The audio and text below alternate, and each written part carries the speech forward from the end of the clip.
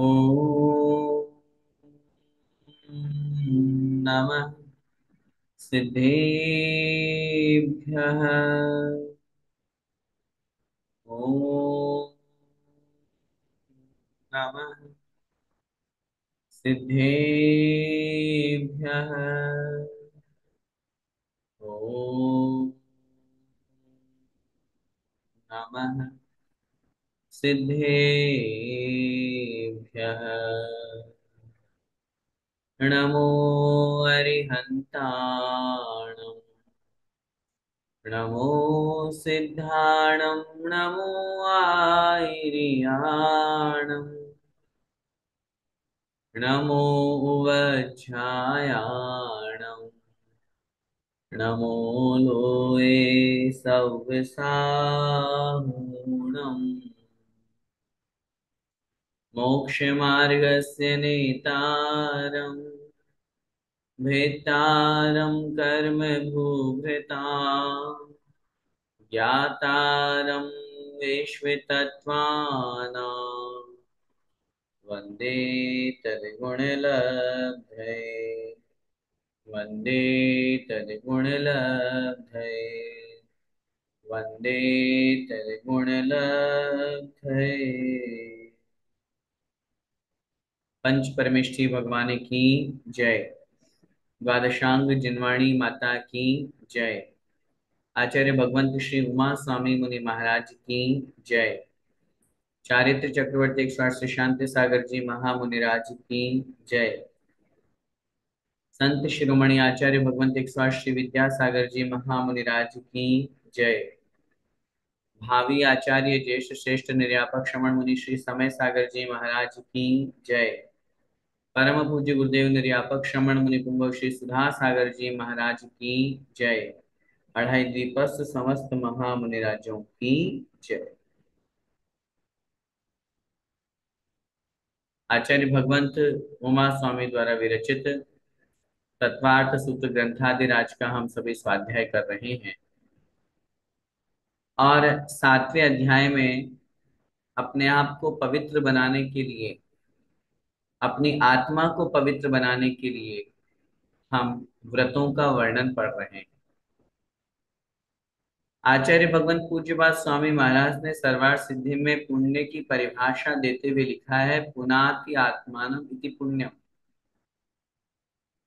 जो आत्मा को पवित्र करता है उसका नाम पुण्य है। हम और आप संसार में परिभ्रमण कर रहे हैं पाप के कारण से, मिथ्यात्व के कारण से। कदाचित किसी पुण्य के उदय से हमें मनुष्य पर्याय या जैन कुल उच्च गोत्र आदि की भी प्राप्ति हो जाया करती है। उनका यदि हम सदुपयोग कर लें तब तो निश्चित रूप से वो हमारे लिए फायदेमंद है, और यदि हमने सदुपयोग नहीं किया तो वह बेकार चला जाएगा। आचार्य भगवान सातवें अध्याय में व्रतों का वर्णन करते हुए हमें यही उपदेश दे रहे हैं, कैसे हमें प्रत्येक व्रत का पालन करने के लिए उसकी भावना भानी चाहिए। यदि हम व्रत की भावना भाते हैं तो हमारा व्रत सुरक्षित रहता है। मैंने कल भी उदाहरण दिया था, जैसे यदि हम, हमारे पास कोई धन संपत्ति है, रुपया पैसा है, तो हम बार बार उसकी देख रेख करते हैं, उसकी सार संभाल करते हैं। ठीक उसी प्रकार अपने व्रत की सार संभाल इन भावनाओं के माध्यम से हुआ करती है। आचार्य भगवंत उन्हीं भावनाओं को समझाने के साथ साथ सम्यक दृष्टि जीव की भावनाओं को भी हमने कल पढ़ा, किस किस प्रकार सम्यक दृष्टि के परिणाम हुआ करते हैं। वो किसी को भी देख करके ईर्ष्या के भाव, ग्लानि के भाव नहीं करता। संसार के प्रत्येक जीव के प्रति जहां मैत्री का भाव, मित्रता का भाव, स्नेह वात्सल्य का परिणाम हुआ करता है, गुणवान लोगों को देख करके, गुणी जनों को देख हृदय में मेरे प्रेम उमड़ आवे, ये परिणाम जहां पर हुआ करता है निश्चित रूप से वह सम्यक दृष्टि हुआ करता है। जहां पांचों पाप होते हैं वहां पर दुख ही समझना चाहिए। वह व्यक्ति सुख प्राप्त नहीं कर सकता। क्योंकि संसार में देखा जाता है, जो पापों में लिप्त रहता है, जो पापों में लगा हुआ है, जो पाप क्रियाओं को करता रहता है, वो हमेशा दुख और निंदा का ही पात्र होता है। न केवल इस भव में अपितु अगले भवों में भी उसे नरक तिर्यंच आदि ऐसी पर्याय प्राप्त होती है, जिस कारण से उसे दुख ही दुख उठाना पड़ता है। इसलिए आचार्य महाराज को यहाँ पर कहना पड़ा, दुख में वा। दुख में वा, ये पांचों पाप दुख रूप ही है, दुख ही है। इनसे दुख होता है नहीं, कारण में कार्य का उपचार दुख ही है। और इसीलिए अपन उन पांचों पापों के स्वरूप को समझ रहे हैं। हिंसा को अपन ने समझा जहां पर कषाय के कारण से प्रमत्त योगात प्राण व्यप्रोपणम, प्राणों का घात कर देने का नाम हिंसा है। चाहे वो स्वयं के प्राण हो अथवा अन्य के प्राण हो, चाहे वह चींटी के प्राण हो, चाहे वह हाथी के प्राण हो, चाहे वो एकेंद्रिय जल का एक जीवों के प्राण हो, जो हम अनछने पानी को ऐसे गट गट पी जाते हैं, या फिर वनस्पति का एक जीवों की प्राणों की हत्या हो जब हम घास पर चलते हैं अथवा फल फूल आदि को तोड़ते हैं। हिंसा की परिभाषा में आचार्य भगवंत ने बहुत व्यापक स्वरूप प्रस्तुत किया है। ऐसा नहीं है कि सामान्य से कह दिया किसी का दिल दुखाने का नाम हिंसा है। यदि हमारे अंदर सामने वाले को कष्ट देने के परिणाम आ गए हैं तो वो भी हिंसा है। हमने मारा या नहीं मारा आगे की बात, द्रव्य हिंसा हुई या नहीं हुई आगे की बात, हमारे अंदर परिणामों में अगर विकार भाव आ गया, मारने का परिणाम आ गया, भाव हिंसा हो गई। आचार्य भगवान लिखते हैं आप तो हिंसा के दोषी हो गए। आचार्य अमृतचंद स्वामी महाराज तो पुरुषार्थ सिद्धि उपाय में हिंसा को इतना इतना इतना उत्कृष्ट उन्होंने बता दिया कि वास्तव में अगर हिंसा से बचना है तो आत्म स्वरूप में लीन हो जाओ, शुद्धोपयोग को प्राप्त हो जाओ, तभी हिंसा से बच पाओगे। नहीं तो आत्म परिणाम हिंसनत्वात् हिंसा। इसलिए कषाय भाव से युक्त होकर के यदि हमारी कोई भी क्रिया होती है, वहां जी हिंसा होती है, हिंसा का दोष लगता है। इसलिए इसीलिए स्पष्ट रूप से कथन किया, कषाय भाव को त्याग करो। इसी तरह झूठ और इसी तरह हमें चोरी में भी लगा लेना चाहिए। सामने वाला व्यक्ति हमें देना नहीं चाहता, सामने वाला व्यक्ति हमसे यूं मान लीजिए कि दूर जाना चाहता है, या कोई भी वस्तु है हमें देना नहीं चाहता, फिर भी यदि हम उससे जबरदस्ती लेते हैं, लड़ाई झगड़ा करके, उसे डर दिखा करके, कुछ भी करके, चोरी का दोष लगेगा। अदत्ता दान आदय अदत्ता दानम, अदत्त आदानम, बिना दिए ग्रहण कर लेने का नाम स्तेयम अर्थात चोरी है। इसी तरह जो वस्तु है उसको नहीं बता रहे हैं और जो नहीं है उसको बता रहे हैं, इसका नाम क्या है? असद अभिधानम अनृतम, झूठ है। यहाँ तक अपना वर्णन हो गया था सूत्र क्रमांक 15 तक। आइए आगे बढ़ते हैं सूत्र क्रमांक 16। पांचों पापों में हिंसा, झूठ, चोरी, इन तीन के बारे में अपन ने पढ़ लिया। अब कुशील किसे कहते हैं, तो अगले सूत्र में आचार्य महाराज लिख रहे हैं, मैथुनम ब्रह्म। पदच्छेद करेंगे, मैथुनम अब्रह्म। अब्रह्म का मतलब होता है कुशील। मैथुनम अर्थात मैथुन क्रिया का नाम अब्रह्म है, कुशील है। ब्रह्म का मतलब होता है आत्मा। ब्रह्मणि आत्मनि चरति इति ब्रह्मचर्य, अर्थात आत्मा में जो विचरण करता है, आत्मा में जो लीन होता है, उसे ब्रह्मचर्य कहते हैं। और जहां पर आत्मा में लीनता नहीं होती है, बाहर के पर पदार्थों के प्रति राग का परिणाम होता है, उसी का नाम अब्रह्म है। सामान्य रूप से उसे कुशील रूप में कथन करके मैथुनम अर्थात मैथुन शब्द का यहाँ पर कथन कर दिया।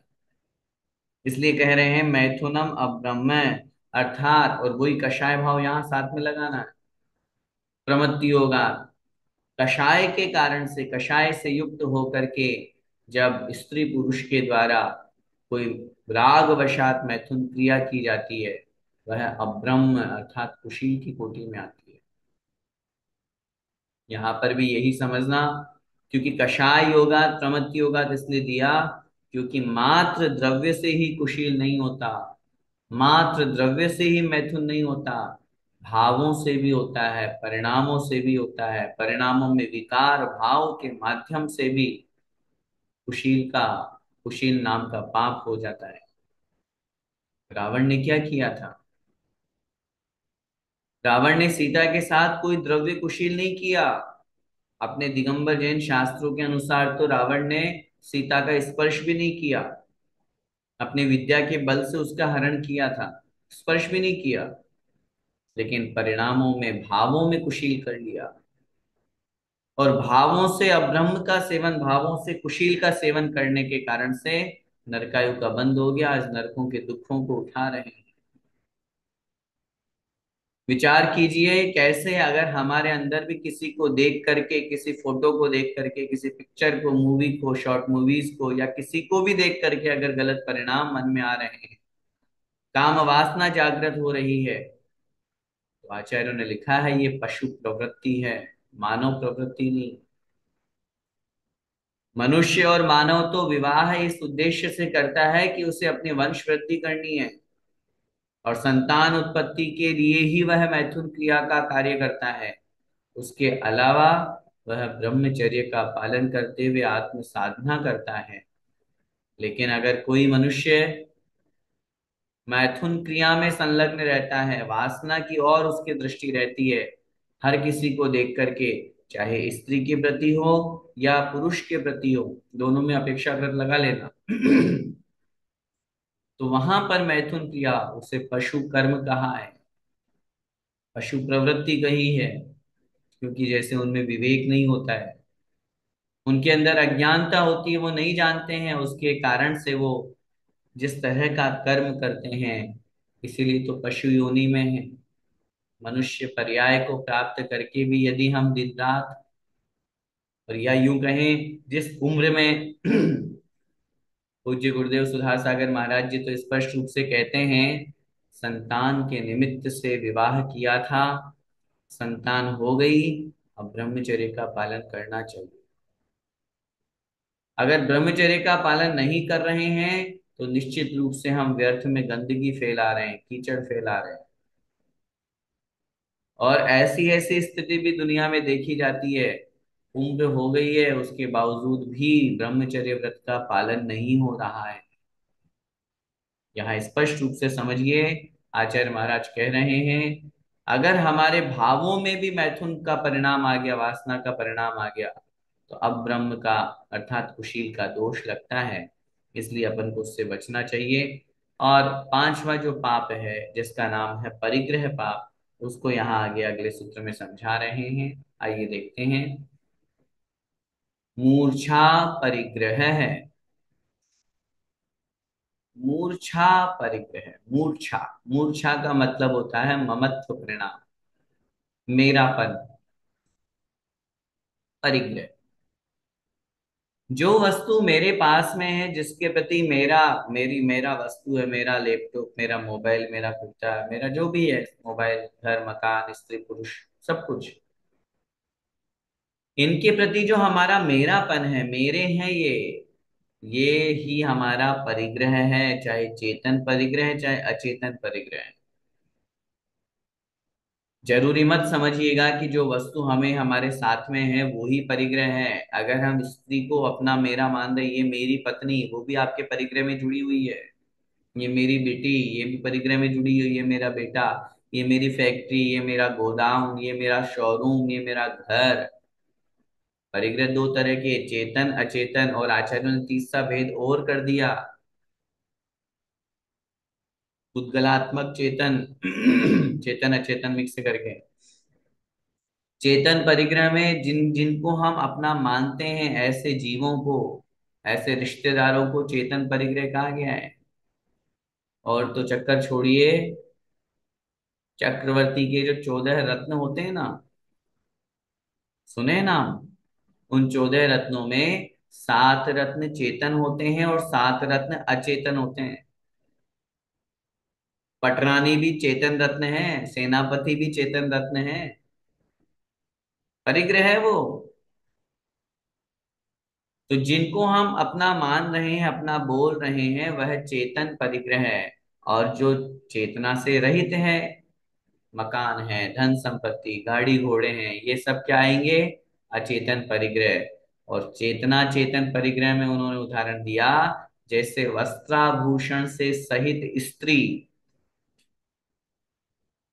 वस्त्राभूषण भी आ गए और स्त्री भी आ गई, मतलब चेतन वस्तु भी आ गई और अचेतन वस्तु भी आ गई। ये 3 तरह के परिग्रह है। और उस परिग्रह का कारण स्पष्ट रूप से आचार्य महाराज कह रहे हैं, मूर्छा, ममत्व परिणाम। जहां जिन वस्तुओं से हमें राग हुआ करता है, जिनको हम मेरा मानते हैं, अपना मानते हैं, ये मेरे हैं, वहां पर परिग्रह का भाव रूप में कथन किया गया है। द्रव्य जो हमारे साथ में जुड़ा हुआ है वो तो है ही। कोई ये कहे नहीं नहीं मेरे पास जो है परिग्रह में, उसे अपना नहीं मानता, नहीं मानते, उतारो कपड़े। हाँ, नहीं मानते ना। आपके ऊपर ये जो कपड़ा रखा हुआ है, ये आपका है? नहीं नहीं मेरा नहीं है। उतार दो, तो नहीं है तो। आप क्यों नहीं उतार रहे? इससे राग है। विचार कीजिए जरा इस बात पर, छोटी सी छोटी वस्तु से हम कितना राग करते हैं। अगर हमारी पेंसिल जिससे हम लिखते हैं, अगर हमारा पेन जिससे हम लिखते हैं, वो इधर उधर हो जाए, जिसकी कीमत 2-5 रुपए 10 रुपए है, उसमें ही हम विकल्पित हो जाते हैं। उतने मात्र में ही विकल्पित हो जाते हैं। छोटा सा रुमाल अगर हमारी जेब का इधर से उधर हो गया, उतने में हमको विकल्प हो गया। और निम्न उदाहरण दूं छोटा सा। बाथरूम में जब हम नहाते हैं, तो मैल निकालने वाला, हाथ पैर रगड़ने वाला, अगर छोटा सा पत्थर भी इधर उधर हो जाता है, तो भी हमें विकल्प हो जाता है। हम कितना परिग्रह के प्रति आसक्त हैं, इस बात पर जरा विचार कीजिए। हम इस बात पर विचार करें, मोबाइल हमारे साथ में जुड़ा हुआ है, हमारा परिग्रह है, पुद्गल है। और मोबाइल अगर गलती से छूट गया, टूट गया, तो क्या हो जाता है? हम दुखी हो जाते हैं। उस मोबाइल के प्रति हमारे अंदर कितना राग परिणाम है। चलिए और उदाहरण समझिए। पुद्गल पे पुद्गल लग रहा है, फिर भी जीव को बड़ा विकल्प हो रहा है। इमेजिन कीजिए आपके बढ़िया सुंदर घर पर, बाहर की वॉल पर, घर की वॉल पर किसी व्यक्ति ने एडवर्टाइजमेंट के लिए कोई पोस्टर चिपका दिया। आपको अच्छा लगेगा? क्यों? आपके मुंह पे चिपकाया है क्या? हमारे ऊपर नहीं चिपकाया है, पुद्गल पे चिपकाया है। क्या चिपकाया है? पुद्गल चिपकाया है। पुद्गल पे पुद्गल चिपक रहा है, फिर भी आत्मा दुखी हो रही है। इसका नाम है मूर्छा। उस घर से हमें कितना राग है, उस घर की दीवार से हमें कितना राग है। मेरी दीवार तूने गंदी कैसे करी? मेरी दीवार पर तुमने पोस्टर कैसे चिपकाया? ये मेरी दीवार का ही भैया, कौन सी दीवार तेरी कब हो गई? ये शरीर ही मेरा अपना नहीं है। मैं कैसे अन्य पर पदार्थों को अपना कह रहा हूं? इनको जो मैं अपना कह रहा हूं, इसी का नाम परिग्रह है। यही परिग्रह है।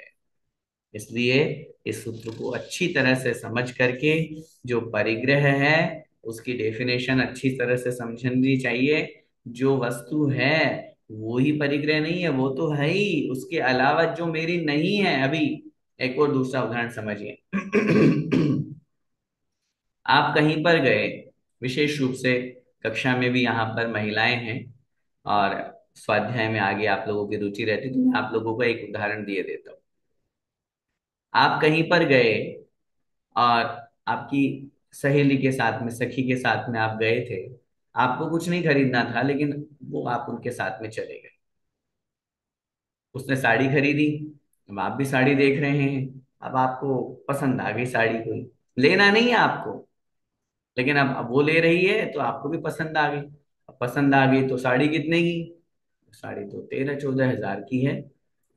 पॉकेट में देखा, पर्स में, तो बोले अभी तो नहीं है पैसे हमारे पास में, 5-6 हजार ही लेकर के आए हैं हम। तो फिर क्या करें? भैया एक काम करो, आप उधार दे दोगे? नहीं बहन जी, हम तो आपको जानते नहीं, उधार तो नहीं देंगे। तो फिर एक काम कीजिए, इस साड़ी को आप साइड में रख लीजिए, और मैं कल परसों में आकर के पेमेंट दे करके आपको साड़ी ले जाऊँ। दुकानदार कहता है ठीक है, मैं आपसे निवेदन कर रहा हूँ, अगर मैं परसों तक साड़ी रखता हूँ, अगर आप आ जाएं तो ले जाइएगा, नहीं तो फिर मैं किसी और को बेच दूंगा। आप घर चले गए, आपके मन में, आपने आए घर, और श्रीमान जी को आपने कहा हमको पैसे चाहिए, या जहां से भी आपने पैसों की व्यवस्था करी, ये व्यक्तिगत मामला है, कहाँ से आप पैसे ला करके साड़ी देते हैं, लेते हैं, और आप जब तक वो साड़ी नहीं लेकर के आएंगे, तब तक भी आपके अंदर उस साड़ी के प्रति मेरापन मेरापन मेरापन चल रहा है। इसी का नाम परिग्रह है। आप अपनी सखी को, अपनी मम्मी को, अपनी जिनको भी आप अपने आपस में बात करोगे तो क्या कहोगे? हाँ, मैंने एक साड़ी पसंद कर रखी है, मैं परसों को लेकर आऊंगी। वो जुड़ गई आपके परिग्रह में, क्योंकि आपने उस साड़ी को अपना मान लिया। आपने उसी दिन उसको अपना मान लिया जिस दिन आपने ले ली। कदाचित सेकंड डे आप उस दुकान के बाहर से निकले और वो साड़ी वहां टंगी हुई दिखी, आपको मिल गई, तो आप कहोगे ये साड़ी मेरी है, मैं कल लेकर के जाऊंगी। इसका नाम है मूर्छा, ममत्व परिणाम। वस्तु जो मेरे पास में है उसके प्रति तो मुझे ममत्व है ही है, लगी रहा है, साथ में जुड़ा हुआ ही है, लेकिन जो मेरा नहीं है उसको भी मैं अपना मान रहा हूं, ये मूर्छा कहलाती है। ये भी परिग्रह की कोटि में आती है। इसलिए अपने अपने परिग्रह पर अपन को विचार कर लेना चाहिए कि हम कितने परिग्रहवान हैं, और जितना परिग्रह होगा उतना ज्यादा पाप। और फिर वही बात, बहुवारंभ परिग्रहत्वम नारकस्यायुष। आगे बढ़ते हैं। पांचों पापों के बाद में अब जो व्रती होते हैं उनकी विशेषता बतला रहे हैं, वो कैसे होते हैं। निःशल्यो व्रती। बोलिए, निःशल्यो व्रती। निःशल्यो, पदच्छेद करेंगे, निःशल्य है व्रती। निह माने रहित होते हैं, शल्य माने शल्य से, व्रति माने व्रति। जो व्रती होते हैं, जो व्रतों को धारण करते हैं, वो शल्य से रहित हुआ करते हैं। शल्य से रहित होने का क्या तात्पर्य है? शल्य का मतलब होता है जो विकल्प हमें कांटे की तरह निरंतर चुभता रहे, दुख देता रहे, उसे हम कहते हैं शल्य। जैसे कांटा होता है, चुभ गया, दर्द हो रहा है। अगर कांटा निकल भी गया, कांटा अगर निकल भी गया, तो भी हमें वहां पर दुख होता रहता है, थोड़ी देर के लिए, थोड़े दिन के लिए, थोड़े समय के लिए। ऐसे ही जो व्रती होते हैं, उन्हें कोई विकल्प नहीं होता। जो विकल्प कांटे की तरह निरंतर बना रहे, वह शल्य है, और व्रती शल्य से रहित होते हैं। शल्य तीन तरह की होती है, माया, मिथ्या और निदान। माया शल्य, मायाचारी, किसी के साथ हम छल कपट कर रहे हैं, धोखा दे रहे हैं, चीटिंग कर रहे हैं, और हमारे मन में बार बार विकल्प हो रहा है, कहीं मैं पकड़ा न जाऊं, कहीं ये मेरी गलती पकड़ न ले, कहीं ये मुझे पहचान न ले। व्रती कभी ऐसी मायाचारी नहीं करता। मायाचारी तो है उसके साथ में जुड़ी हुई, क्योंकि अभी व्रती है, अगर महाव्रती भी है तो भी संचलन माया मौजूद है, अणुव्रती भी है तो भी प्रत्याख्यान और संचलन माया मौजूद है, लेकिन माया शल्य नहीं है। शल्य में विकल्प होगा, चुभन होगी, मिथ्यात्व शल्य। मैं मिथ्यात्व, कदाचित अगर मिथ्यात्व की तरफ अग्रसर हो गए, वापस गुण स्थान बदल गया, वापस परिणामों को ठीक किया जा सकता है, या सम्यक में दोष लग सकता है, लेकिन जब मिथ्यात्व शल्य की बात करेंगे, तब वहां पर निरंतर अगर कोई मिथ्यात्व की तरफ अग्रसर हो रहा है और मन में विकल्प चल रहा है, अरे मैं देवी देवताओं की आराधना करता हूँ, मैं हूं तो दिगंबर साधु, मैं हूं तो वीतराग धर्म को मानने वाला, फिर भी मैं सरागी देवी देवताओं की अर्चना करता हूँ, सिद्ध करता हूँ उनको, कहीं कोई पकड़ न ले, कोई जान न ले, ये कहलाता है मिथ्यात्व शल्य। व्रती मिथ्या शल्य से रहित होता है। और तीसरे नंबर पर होता है निदान शल्य। निदान का मतलब होता है आगामी भोगों की वांछा करना, आगामी भोगों की इच्छा करना। जहां पर धर्म करते हुए, धर्म क्रिया करते समय हमारे अंदर ऐसे परिणाम आ जाएं कि नहीं, मुझे इस धर्म के बदले, इस व्रत के बदले स्वर्ग पद की प्राप्ति हो जाए, स्वर्ग में अहमिंद्र बन जाऊं, इंद्र बन जाऊं, मेरी लॉटरी लग जाए, इस भाव में अगर अपन कोई आकांक्षा रखते हैं और वो आकांक्षा निरंतर विकल्प की तरह लगी हुई रहती है। विकल्प की तरह कब तक? जब तक प्राप्त नहीं हो जाए, अरे ये तो हो जाना चाहिए, अब तक क्यों नहीं हो रही है, ये कहलाता है निदान शल्य। आचार्य महाराज कह रहे हैं निःशल्यो व्रति, अर्थात जो व्रति हुआ करता है वह शल्य से रहित होता है। उसे किसी प्रकार की कोई शल्य, किसी प्रकार का कोई विकल्प नहीं होता है। जैसे बाहुबली स्वामी के संबंध में कहा जाता है कि जब भरत के साथ में उनका युद्ध हुआ, तब उस स्थिति में वो सब कुछ विकल्प छोड़ करके और जंगल में चले गए। युद्ध में विजय तो हो गए थे बाहुबली, क्योंकि भरत बड़े थे। अब लोक व्यवहार में एक बहुत बड़ा मिसगाइडेंस चल रहा है। लोक व्यवहार में बहुत लोगों के मुख से हमने सुना है, और अनेक स्थानों पर जब हम दर्शन करने जाते हैं या समाज में जाते हैं तो वहां लिखा हुआ भी रहता है कि जब वो जा रहे थे तो भरत ने पीछे से कहा, कहाँ जाओगे, पूरा 6 खंड तो मेरा है, मेरी जमीन पर खड़े रहोगे।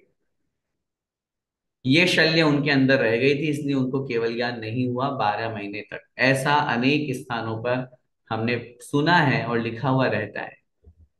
लेकिन विषय आ गया है, इसलिए मैं इस बात को क्लियर करना चाहता हूं। मूल आगम आचार्य भगवान जिनसेन स्वामी महाराज के अनुसार आदि पुराण में कहीं पर इस बात का कथन नहीं है। मूल आगम की अपेक्षा से आचार्य जिनसेन स्वामी महाराज ने स्पष्ट रूप से ये कथन किया है कि 12 वर्ष, 12 माह तक, 1 साल तक बाहुबली स्वामी अपने स्थान पर खड़े रहे, क्योंकि उनके मन में ऐसा परिणाम था, ऐसा भाव था। क्योंकि जब उन्होंने युद्ध करके जब वो विजय भी प्राप्त कर ली और सब कुछ छोड़ करके इधर आ गए, तो भरत ने कुछ नहीं कहा, बल्कि बाहुबली के अंदर ये विकल्प था, मेरे निमित्त से भरत को कष्ट हुआ।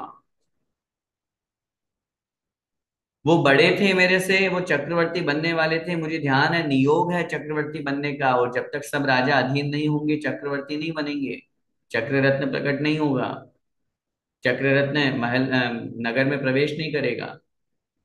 मैंने क्यों फालतू में अपने बड़े भाई को कष्ट दिया, ये भाव उनके अंदर था।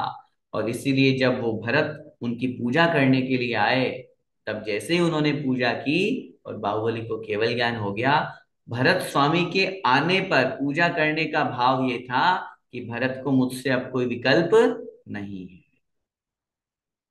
अगर ये शल्य वो साथ में लेकर के जाते, जो पहले वाले प्रसंग में मैंने कहा, तो फिर वो व्रती कैसे बनते? फिर तो आप उनके छठे सातवें गुण स्थान पर ही प्रश्न चिन्ह लगा दोगे। तो इसलिए निःशल्यो व्रति अच्छी तरह से अपन को समझ करके, और जो व्रति होते हैं उन्हें कोई शल्य नहीं हुआ करती है, वो शल्य से रहित होते हैं। फिर व्रति कितने प्रकार के होते हैं? तो आचार्य महाराज कह रहे हैं अगले सूत्र में, अगार्य नगारश्च, अगार्य नगारश्च, पदच्छेद करेंगे, अगारी अनगारः च।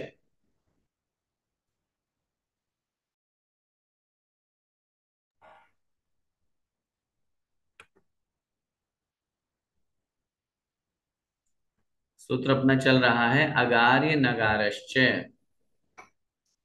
पदच्छेद करेंगे, अगारी अनगारः च। च माने और पूर्व सूत्र में हमने व्रति की चर्चा करी थी, तो यहाँ लिखा है दो प्रकार के व्रती होते हैं, अगारी अनगारह च। अगारी का मतलब होता है घर। अगार माने घर और अगारी माने घर में रहने वाले। जो घर में रह करके व्रतों का पालन करते हैं, हम उन्हें कहते हैं अगारी। और अगार से जो रहित हो गए, अनगार। अन अगार, अगार माने घर।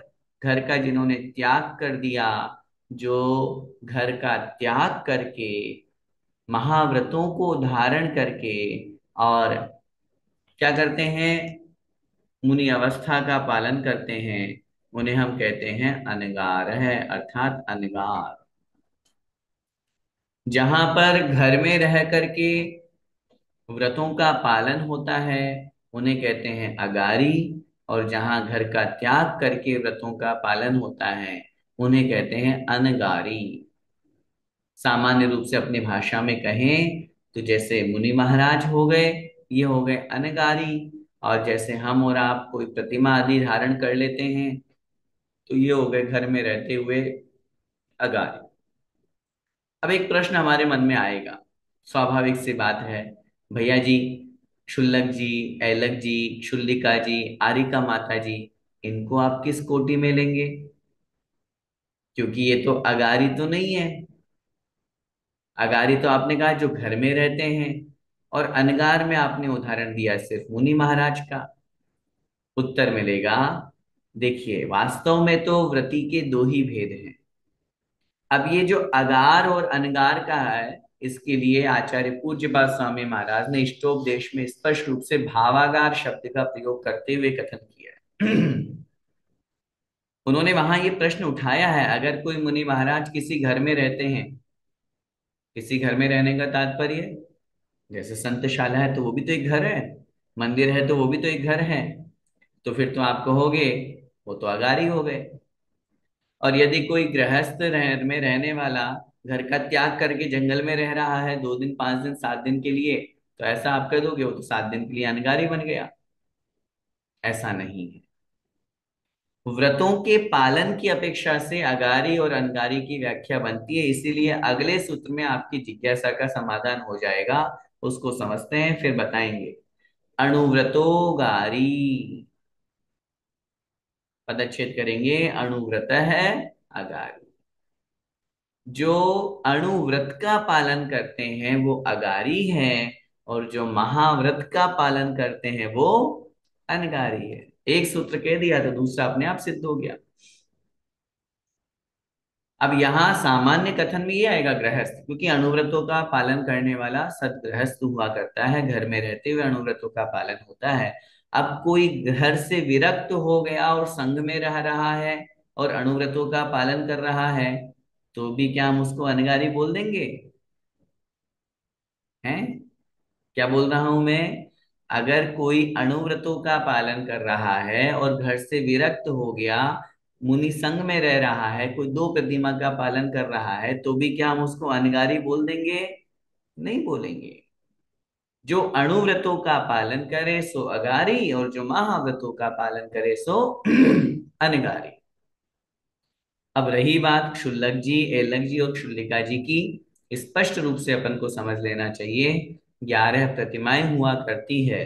दंसण वै सामाय पोषः सच्चित राय भत्तेय, बंभारंभ परिग्रह अणुमण मुद्दिष्ट देश विरदोय। आचार्य भगवान कुंद कुंद स्वामी महाराज ने स्पष्ट रूप से इन 11 प्रतिमाओं का कथन किया है। क्षुल्लक जी, एलक जी और क्षुल्लिका माता जी 11 प्रतिमाधारी उत्कृष्ट शावक शाविका हैं, और उत्कृष्ट शावक होने के कारण से अभी वो अणुव्रती ही है, महाव्रती नहीं है। मैंने अभी आपको क्या कहा, भले ही घर छोड़ दिया हो तो भी अगारी की कोटि में आएंगे, अणुव्रती की कोटि में आएंगे। हाँ, अणुव्रतों में निरंतर, अणुव्रतों के साथ में अपन अगले सूत्र में पढ़ेंगे 7 प्रकार के शील व्रत हुआ करते हैं, 3 गुण व्रत और 4 शिक्षा व्रत। इन 12 व्रतों का वो पालन करते हैं, और उत्तर उत्तर उनमें वृद्धि होती जाती है। निश्चित रूप से वो 11 प्रतिमाधारी है। रही बात आरिका माता जी की, आरिका माता जी चूंकि महाव्रतों का उपचार से पालन करती है, पूर्ण रूप से पालन करने में वह समर्थ नहीं है, क्योंकि वो उनकी स्त्री पर्याय की अपनी एक मर्यादा है, अपनी एक मजबूरी है। अपरिग्रह महाव्रत का पालन कैसे हो पाएगा? उनके साथ तो साड़ी जुड़ी हुई है, दो दो साड़ियां हैं, एक स्वयं पहनती है, एक अगले दिन के लिए। अशुद्धि के समय उनको स्नान भी करना पड़ता है, तो कैसे महाव्रतों का पालन हो पाएगा? कैसे अहिंसा महाव्रत पलेगा? तो इसलिए आचार्यों ने स्पष्ट रूप से कथन किया है, आरिकाएं जो है जितना हो सके, जितनी शक्ति उनकी है, उनको महाव्रतों का अभ्यास और पालन करना चाहिए। उपचार से महाव्रती है। उपचार का मतलब होता है जो हो तो नहीं, लेकिन कह दिया जाए। इस अपेक्षा से आरिकाओं को भी अनगारी नहीं कहा, क्योंकि उपचार से महाव्रती है। अनगार के रूप में सिर्फ और सिर्फ मुनि महाराज, छठे सातवें गुण स्थान वर्ती को ही स्वीकार किया जाता है। इस अपेक्षा से यहाँ व्रतियों के दो भेद बनते हैं, जो गृहस्थ में रह करके अथवा जो 11 प्रतिमाओं तक का पालन करते हैं, उन्हें हम अगारी कहते हैं। उन्हीं को 5 अणुव्रतों का, जो यहाँ पे कथन किया, अणुव्रतो गारी, जो अणुव्रतों का पालन करता है। और अणुव्रत का मतलब क्या होता है? पांचों पापों का एक देश त्याग करने का नाम अणुव्रत है। अणुव्रत, अणु का मतलब सूक्ष्म, छोटा। जिनके व्रत छोटे हैं, जिनके व्रत थोड़े हैं, पूरे नहीं है, उनको हम कहते हैं अणुव्रती। अब उस अणुव्रत में अहिंसाणुव्रत, सत्याणुव्रत, अचौर्याणुव्रत, ब्रह्मचर्याणुव्रत और परिग्रह परिमाण अणुव्रत। अब अहिंसाणुव्रत में क्या होता है? हिंसा का पूर्ण रूप से त्याग नहीं हो सकता, तो इसलिए लिखा पंडित दौलत राम जी ने, त्रस हिंसा को त्याग, वृथा थावर न संहारे। इसका नाम है अहिंसाणुव्रत। अणुव्रति अहिंसा का पालन कैसे करते हैं? हमने नियम लिया, बस मैं त्रस जीवों की हिंसा नहीं करूंगा, बाकी स्थावर जीवों की हिंसा तो मेरे माध्यम से होगी होगी, लेकिन फिर भी मैं जितना हो सकेगा उनकी रक्षा का प्रयास करूंगा। अब घर में रहेंगे, जमीन भी खोदना पड़ेगा, मकान बनाएंगे। जल का एक जीवों की हिंसा होगी, स्नान भी करेंगे, झाड़ू पोछा भी लगाएंगे, वस्त्र आदि भी प्रक्षालन करेंगे, अग्नि भी जलाएंगे, भोजन बनाना है, हवा के लिए पंखा चलाएंगे। वनस्पति का एक अगर त्याग नहीं है तो भी, तो त्रस जीवों की हिंसा का त्याग तो कर सकता है गृहस्थ, लेकिन स्थावर की हिंसा का त्याग नहीं कर सकता। इसलिए अहिंसा अणुव्रति। ऐसे ही सत्य अणुव्रति स्थूल रूप से झूठ बोलने का त्याग करना। अब सूक्ष्म रूप से छोटी छोटी झूठ तो चलेगी, गृहस्थ में संसार में चलना ही पड़ेगा, कैसे कर। लेकिन ऐसे झूठ नहीं बोलेगा जिससे किसी का नुकसान हो, ऐसी झूठ नहीं बोलेगा जिससे उसे दोष लगे, क्योंकि अगले आगे के सूत्रों में इन सब की अतिचार अपन पढ़ेंगे, दोष पढ़ेंगे, कैसे दोष लगता है। ऐसे ही अचौर्याणुव्रत, ब्रह्मचर्याणुव्रत, अपनी स्त्री के अलावा अथवा अपने पुरुष के अलावा अन्य किसी के भी साथ गलत परिणाम नहीं रखना। स्वदार संतोष व्रत भी बोलते हैं इसको। तो इसके अंदर क्या हुआ? बस एक के प्रति अपनी संतुष्टि का परिणाम हो गया, अन्य के प्रति त्याग, ये ब्रह्मचर्य अनुव्रत। और परिग्रह का परिमाण कर लेना। जितना भी परिग्रह हमारे पास में है, चाहे अचेतन परिग्रह या चेतन परिग्रह, चेतन परिग्रह भी होता है, अभी अपन आगे परिग्रह के भेद पढ़ेंगे। वहां पे दासी दास भी परिग्रह की कोटि में आते हैं, नौकर नौकरानियां भी परिग्रह है हमारे।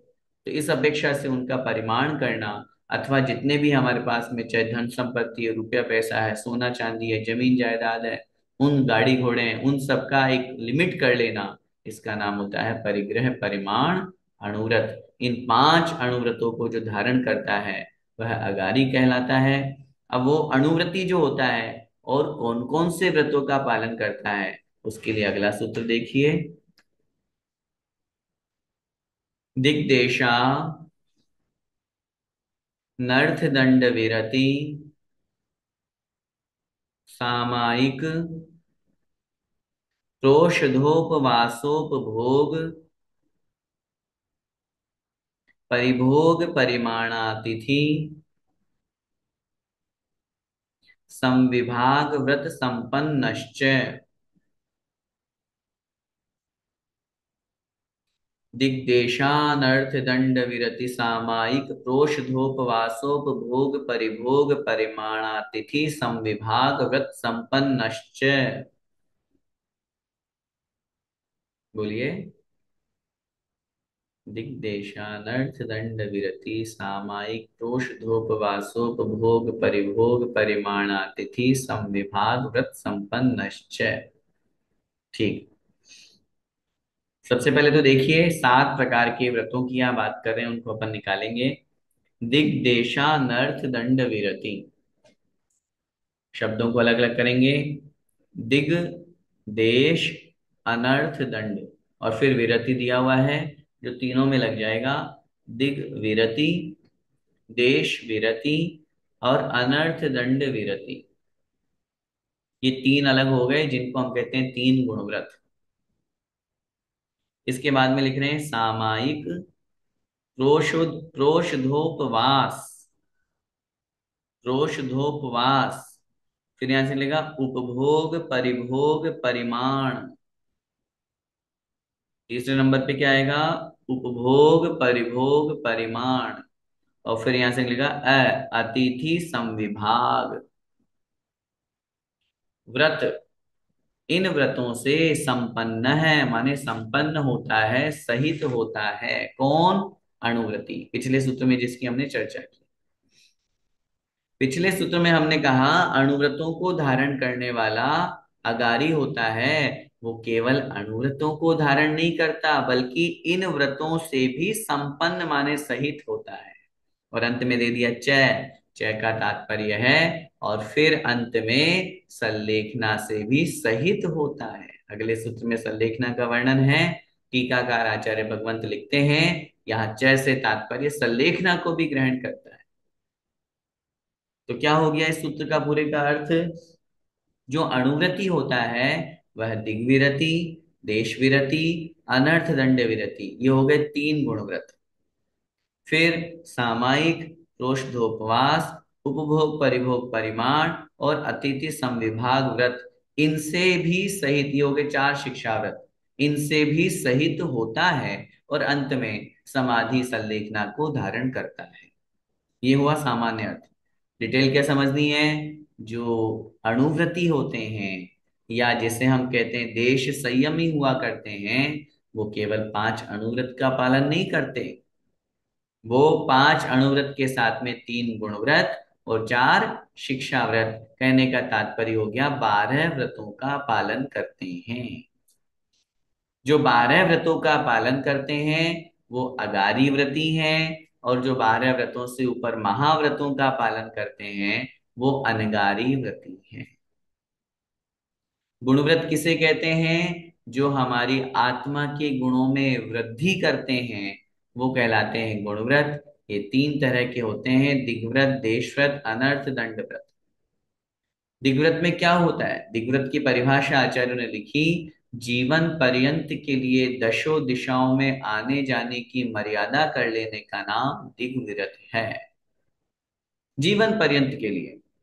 और 10 दिशाएं, 10 दिशाएं कौन कौन सी? मुख्य 4 दिशाएं, पूर्व दक्षिण पश्चिम उत्तर, इनके मध्य में पूर्व और दक्षिण के बीच में आग्नेय, दक्षिण और पश्चिम के बीच में नैऋत्य, पश्चिम और उत्तर के बीच में वायव्य, उत्तर और पूर्व के बीच में ईशान। 8 हो गई। एक ऊर्ध्व दिशा, एक अधः दिशा, नीचे की दिशा, हो गई 10 दिशा। दशों दिशाओं में आने जाने की मर्यादा जीवन पर्यंत के लिए कर ली। मैं फलानी दिशा में इस स्थान तक जाऊंगा, इतने किलोमीटर तक जाऊंगा, ऊपर नीचे सब जगह। ऊपर कहाँ तक जाना है? बस ऊपर में 10,000 किलोमीटर से ऊपर नहीं जाऊंगा। अब इसका मतलब फ्लाइट में बैठोगे तो आपको पहले देखना पड़ेगा ये फ्लाइट कितनी ऊंची जाती है। आपने नीचे की मर्यादा कर ली, मैं 2 किलोमीटर से नीचे नहीं जाऊंगा, और कभी कुछ समुद्र देखने गए और वहां पे आपको नीचे बहुत अंदर तक ले गए तो आपको देखना पड़ेगा, नहीं जाएंगे। अगर मर्यादा ले ली है तो, ज्यादा की ली है तो कोई आपत्ति नहीं। ऐसे दशों दिशाओं में जीवन पर्यंत के लिए आने जाने की मर्यादा कर लेने का नाम है दिग्विरति। देश विरति, दिग्व्रत में ली गई मर्यादा को घड़ी, घंटा, दिन, हफ्ता, 10 दिन, महीना आदि के अनुसार और संकुचित कर लेना। और कम कर लेना, दो चीजों से, देश और काल। देश माने स्थान की अपेक्षा से। उदाहरण समझिए, आपने मर्यादा ली थी, अब उसमें आपने और संकुचित, 10 लक्षण पर्व आने वाले हैं, 10 लक्षण पर्व में मैं जहां हूं, अपने इस नगर से बाहर नहीं जाना मुझे, तो आपने नियम ले लिया, मैं 10 दिन तक अपने इस जयपुर शहर को छोड़ करके बाहर नहीं जाऊं। ये क्या हो गया? 10 दिन भी हो गया और स्थान की भी मर्यादा हो गई। जो मर्यादाएं जीवन पर्यंत ली थी उसको आपने और घटा लिया। ये कहलाता है देश विरत। नियम ले लिया आपने। ऐसा भी नियम ले सकते हैं, 1 घंटे तक, 1.5 घंटे तक क्लास चलेगी, मैं अपने इस कमरे से बाहर नहीं जाऊंगा। ये भी नियम हुआ करता है। मुझे आज दिन भर में कहीं बाहर का कोई काम नहीं है, मैं अपने कैंपस से बाहर नहीं जाऊंगा, अपने घर से बाहर नहीं जाऊंगा। तो इस तरह वो ग्राम, गली, गृह, बाग, बाजार, इन सब की मर्यादा लेकर के देश व्रत का पालन होता है। तीसरे नंबर पे है अनर्थ दंड व्रत। अनर्थ का मतलब होता है व्यर्थ, बिना काम के। दंड माने मन वचन काया की प्रवृत्ति और उसको रोकना।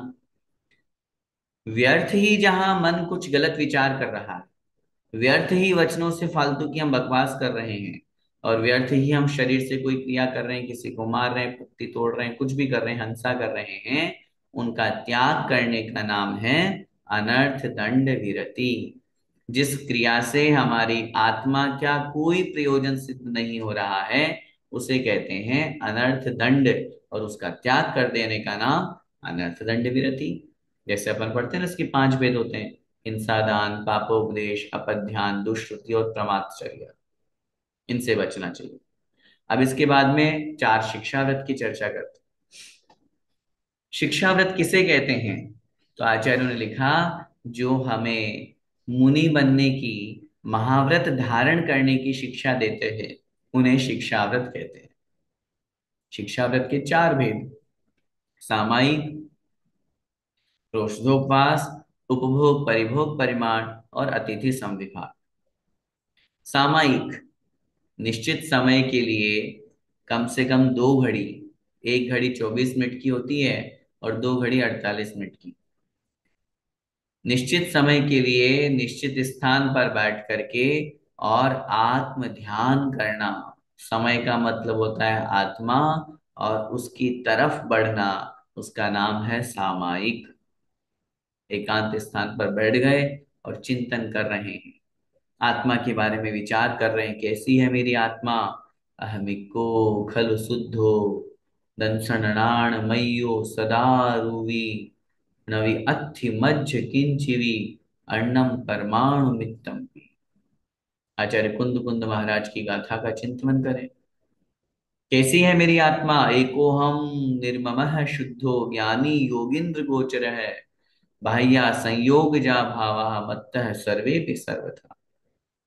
इस तरह के परिणाम, जहां अब इस तरह यहां तक आत्मा तक पहुंचने के लिए, अगर हम कोई पाठ पढ़ रहे हैं, सामायिक पाठ पढ़ रहे हैं, या कोई माला भी फेर रहे हैं, तो भी वो सामायिक के अंतर्गत आता है। इसके बाद में है प्रोषध उपवास। प्रोषध का मतलब होता है एकाशन, और उपवास का मतलब चारों प्रकार के आहार का त्याग। एकाशन करना और उपवास करना, उत्कृष्ट प्रोषदोपवास के लिए कहा जाता है सप्तमी और नवमी का एकाशन और अष्टमी का उपवास। मध्यम के लिए कहा जाता है अष्टमी का उपवास, और जघन्य प्रोषदोपवास कहा जाता है अष्टमी का एकाशन। ऐसे ही चतुर्दशी में लगा लीजिए। ये कहलाता है प्रोषदोपवास। तीसरे नंबर पे है उपभोग परिभोग परिमाण। सामान्य रूप से एक शब्द अपन सुनते हैं भोगोपभोग परिमाण, लेकिन आचार्य उमा स्वामी महाराज ने एक विशेष बात यहाँ पर कही है। उन्होंने भोगोपभोग शब्द प्रयोग नहीं करके उपभोग परिभोग शब्द प्रयोग किया। तो उपभोग का मतलब जो वस्तु एक बार उपयोग में आए, जैसे भोजन है, पान है, खाने पीने की जो वस्तुएं हैं वो एक बार ही प्रयोग में आ पाएंगी। इत्र है या माला आदि है, सुगंधित वस्तुएं हैं वो, ये उपभोग आचार्य उमा स्वामी महाराज के अनुसार। और परिभोग में जो वस्तु बार बार हमारे उपयोग में आती है, यूज में आती है, वस्त्र है, मोबाइल है, चश्मा है, घर है, गाड़ी है, ये कहलाती है परिभोग। इनका क्या करना? परिमाण कर लेना, मर्यादा बना लेना, ये कहलाता है उपभोग परिभोग परिमाण।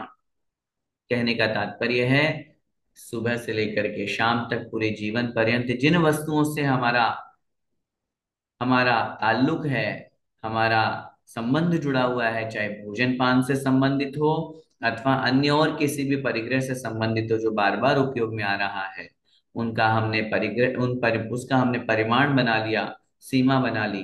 ये कहलाता है उपभोग परिभोग परिमाण। और चौथे नंबर पे है अतिथि समविभाग। अतिथि मतलब जिनके आने की तिथि निश्चित नहीं हो, जो व्रती हैं, साधक हैं, चतुर्विध संघ हैं, उनकी आने की तिथि निश्चित नहीं होती है। पहले से हमारे घर में उनको इनविटेशन नहीं मिलता है।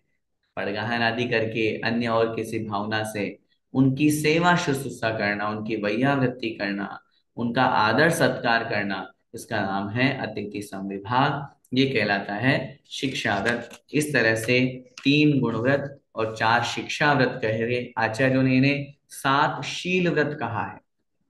इनका नाम आचार्यों ने दिया है 7 शील व्रत। तो इसलिए 7 शील व्रत ये और 5 अणुव्रत, इस तरह 12 व्रतों का पालन व्रती किया करता है। और वह व्रती इन 12 व्रतों का पालन करके और अणुव्रती के साथ में, नाम भले ही अणुव्रत आ रहा है लेकिन ये अणुव्रत के साथ में ये 7 शील व्रत जुड़े हुए हैं। यह एक देश संयम अथवा संयमा संयम या एक देश विरत या विरता विरत कहलाता है। अब जो सूत्र में हमारे सामने आया था कि अंत में वो क्या करता है, संलेखना को भी धारण करता है, इसलिए अगले सूत्र में उस संलेखना को भी हमें समझा रहे हैं। आइए एक बार देखते हैं संलेखना 22वें नंबर का सूत्र, जिसके माध्यम से संलेखना की परिभाषा कह रहे हैं। मारणांतिकीम संलेखनाम जोशिता। बोलिए। मारणांतिकीम संलेखनाम जोशिता। मारणांतिकीम, मरण अंतिकीम, आदि वृद्धि हो गई, मरण का मारण हो गया। मरण के अंत समय में, जब हमारी आयु का अंत समय निकट आ जाए, तब उस समय संलेखना को जोशिता, बड़े प्रीति पूर्वक, प्रेम पूर्वक, स्नेह पूर्वक धारण करना चाहिए, ग्रहण करना चाहिए। मरना नहीं चाहते हम, लेकिन जब मरण काल उपस्थित हो गया, जब डॉक्टर्स ने जवाब दे दिया, जब मेरी आयु नहीं बची है, शरीर की स्थिति शिथिल हो गई है, कुछ नहीं कर पा रहा हूं और निश्चित रूप से अब मरण उपस्थित हो रहा है, तब ऐसी स्थिति में भी मैं राग द्वेष करता रहूं, ऐसी स्थिति में भी मैं शरीर के प्रति अनुराग करता रहूं, ऐसी स्थिति में भी मैं अन्य पर वस्तुओं के प्रति, पर मित्र स्त्री पुत्र मकान आदि के प्रति राग करता रहूं, ये उचित नहीं है। इसलिए आचार्य भगवंतों ने लिखा, उस समय आप सब कुछ अपनी काय और कषाय का त्याग कर दीजिए। उपसर्गे दुर्भिक्षे जरसि रुजायाम च निः प्रतीकारे धर्माय तनु विमोचन माहु सल्लेख नामार्या। अगर ऐसी परिस्थिति आ गई, अब उपसर्ग हो गया, अब बचने की कोई संभावना नहीं है, दुर्भिक्ष अकाल पड़ गया, खाने पीने के लाले पड़ रहे हैं, सब मर रहे हैं, जरसी इतनी वृद्धावस्था आ गई है, अथवा रुजायाम चनी प्रतिकार, ऐसा रोग हो गया जिसका कोई प्रतिकार नहीं हो सकता है, तो आचार्य भगवंत लिखते हैं ऐसी स्थिति में धर्म के लिए अपने शरीर को छोड़ देने का, शरीर तो छूटेगा, वैसे ही छूटेगा, शरीर साथ में जाने वाला नहीं है। जब शरीर अपने आप छूटेगा ही, हम पहले ही छोड़ देंगे, तो हमें उसके प्रति राग नहीं होगा।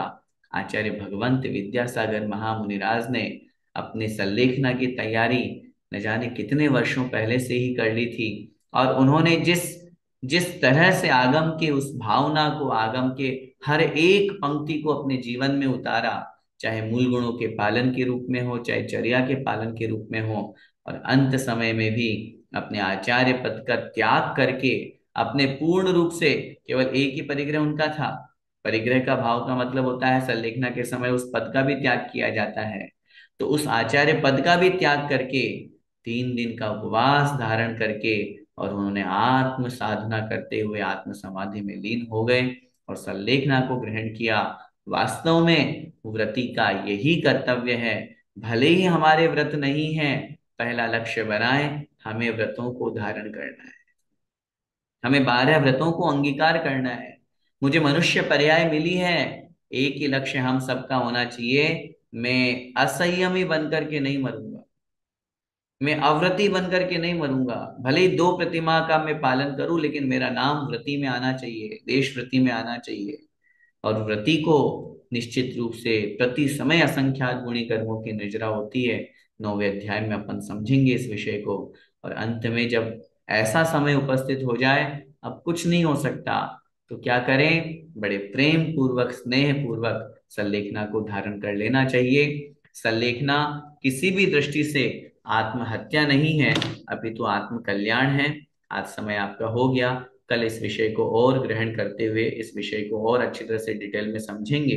क्योंकि लोक व्यवहार में बहुत लोगों की गलत धारणा है कि समाधि अथवा संलेखना आत्महत्या है, सुसाइड है। वो आगम के परिप्रेक्ष्य में भी नहीं है, लॉजिकली भी नहीं है। उसको और डिटेल में अपन समझेंगे। बस आज इतना ही। हम सब उन महान व्रतों को धारण करके व्रती बने और संलेखना को धारण करें। इसी मंगलमय भावना के साथ बोले द्वादशांग जिनवाणी माता की जय।